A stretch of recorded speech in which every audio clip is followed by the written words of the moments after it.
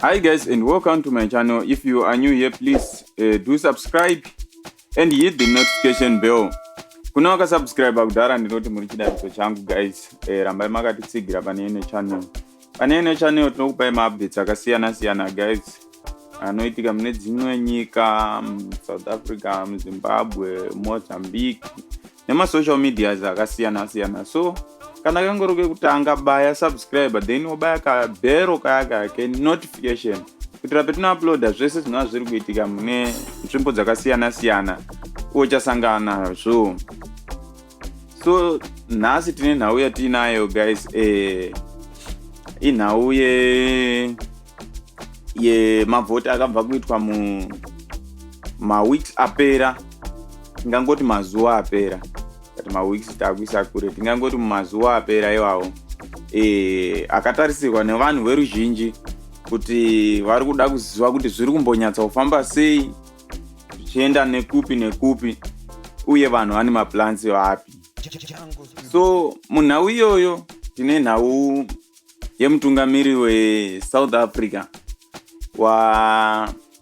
Rhamaphosa. Rhamaphosa vatumira tsamba kuSadc and wanga vachipa warning yambiro vachiti hanzi vanga vachipa warning kuSadc vachiti Munangwa'S wakahwina zviri pamutemo.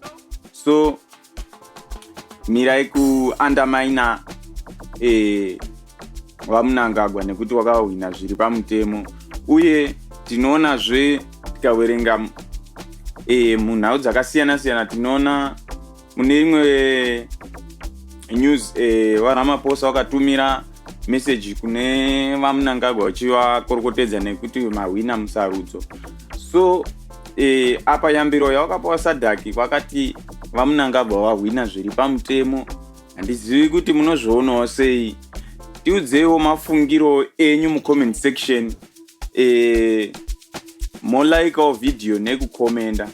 Kana kangorike kutangawo kupinda pane ino channel, ungobayawo subscriber, tongoupawo ma-updates ari kuitika mune dzino nyika. So handichaziviwo guys. Thank you for watching. Don't forget to subscribe, like nekukomenda guys. Thank you guys.